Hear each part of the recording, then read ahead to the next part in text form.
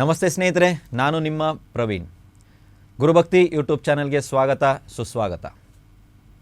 ಕೆಲವೊಂದು ಮನೆಗಳಲ್ಲಿ ಮಂಗಳ ಕಾರ್ಯ ಇತ್ಯಾದಿಗಳು ನಡೀತದೆ, ಶುಭ ಕಾರ್ಯ ಇತ್ಯಾದಿಗಳು ನಡೀತದೆ, ಯಾವುದೇ ಕಾರ್ಯ ಇರ್ಬೋದು. ಬಟ್ ಅದು ನಿರ್ವಿಘ್ನವಾಗಿ ನಡೆಯಲ್ಲ. ಏನಾದರೂ ಒಂದು ಸಮಸ್ಯೆ, ಏನಾದರೂ ಒಂದು ಕಿರಿಕು, ಏನಾದರೂ ಒಂದು ಜಗಳ, ಏನಾದರೂ ಒಂದು ನಡೀತದೆ. ಕೆಲವೊಂದು ಸಲ ಆ ಕಾರ್ಯನೇ ನಿಂತೋಗುತ್ತೆ. ನಮ್ಮ ಮನೆಯಲ್ಲಿ ಈ ಕಾರ್ಯಗಳು ನಡೆಯಲ್ಲ, ಅಥವಾ ನಮ್ಮ ಮನೆಯಲ್ಲಿ ಒಂದು ದೈವ ಪೂಜೆಯನ್ನು ನಾವು ಮಾಡ್ತೀವಿ ವರ್ಷ.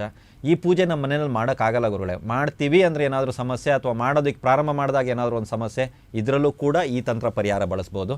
ಅಥವಾ ಯಾವುದಾದ್ರು ಒಂದು ಶುಭ ಕಾರ್ಯಗಳು ಮನೆಯಲ್ಲಿ ನಡೀತವಂದರೆ ಕಿತ್ತಾಟ, ಗಲಾಟೆ, ಜಗಳ, ಹೊಡೆದಾಟ, ಆ ಕಾರ್ಯ ಅರ್ಧದಲ್ಲಿ ನಿಲ್ಲುವಂಥದ್ದು ಈ ಥರ ಕೂಡ ನಡೀತದೆ ಅನ್ನೋರು ಕೂಡ ಈ ಪರಿಹಾರವನ್ನು ಮಾಡ್ಬೋದು.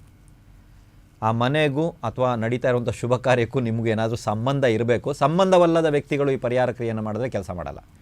ಒಂದು ಕೆಂಪು ಬಟ್ಟೆಯನ್ನು ತಗೊಳ್ಳಿ. ಯಾವಾಗ ಅಂತ ಹೇಳಿದ್ರೆ, ತಿಳ್ಕೊಳ್ಳಿ, ಯಾವುದೋ ಒಂದು ಶುಭ ಕಾರ್ಯ ಇದೆ ತಿಳ್ಕೊಳ್ಳಿ. ಒಂದು ವಾರದಲ್ಲಿ ನಮ್ಮ ಮನೆಯಲ್ಲಿ ಒಂದು ಮದುವೆನೋ ಯಾವುದೋ ಒಂದು ಫಂಕ್ಷನ್ ಇದೆ.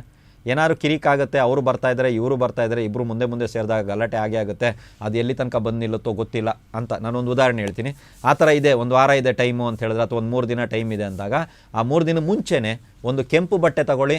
ಅದರಲ್ಲಿ 1 ಮುಷ್ಟಿಯಷ್ಟು ಗೋಧಿಯನ್ನು ಹಾಕಿ ಗಂಟು ಕಟ್ಟಿ, ನಿಮ್ಮ ಇವಾಗ ಮನೆ ಎಲ್ಲಿ ಫಂಕ್ಷನ್ ನಡೀತಾ ಇದೆಯೋ ಆ ಮನೆಯಲ್ಲಿ ಎಲ್ಲಿಯಾದರೂ ಒಂದು ಕಡೆ, ಯಾರ ಕೈಗೂ ಸಿಗಬಾರ್ದು ಆ ಥರ ಜಾಗದಲ್ಲಿ ಪೂರ್ವ ದಿಕ್ಕಿನಲ್ಲಿ ಇಟ್ಬಿಡಿ.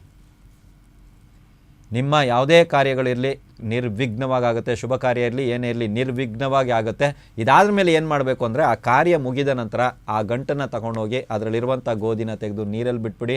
ಆ ಬಟ್ಟೆನ ತೆಗೆದು ಯಾವುದಾದ್ರೂ ಒಂದು ಮರದ ಬುಡದಲ್ಲಿ ಹಾಕಿ. ನೀರಲ್ಲಿ ಹಾಕಬೇಡಿ ಬಟ್ಟೆನ, ಯಾವುದಾದ್ರು ಒಂದು ಮರದ ಬುಡದಲ್ಲಿ ಆ ಬಟ್ಟೆನ ಇಟ್ಬಿಟ್ಟು ಬನ್ನಿ. ಅಲ್ಲಿ ಕಸ ಇರಬಾರ್ದು, ಇಟ್ಬಿಟ್ಟು ಬನ್ನಿ. ನೀವು ಖಂಡಿತವಾಗ್ಲೂ ಯಾರ್ದಾರ ಮನೆ ಶುಭ ಕಾರ್ಯಗಳು ನಡೆಯುವಾಗ ಏನಾದರೂ ಕಿತ್ತಾಟಗಳಾಗ್ತೈತೆ, ಕಿರಿಕ್ಗಳಾಗ್ತೈತೆ, ಅಥವಾ ಇದು ನಿಲ್ಲಲ್ಲ, ಅಥವಾ ಏನಾದರೂ ಸಮಸ್ಯೆ ಆಗಿಬಿಟ್ಟು ಯಾರಾದರೂ ಏನಾದರೂ ತೊಂದರೆ ಮಾಡ್ತಾರೆ, ಅದು ಪ್ರಯೋಗ ರೂಪದಲ್ಲಿ ಕೂಡ ಇರ್ಬೋದು.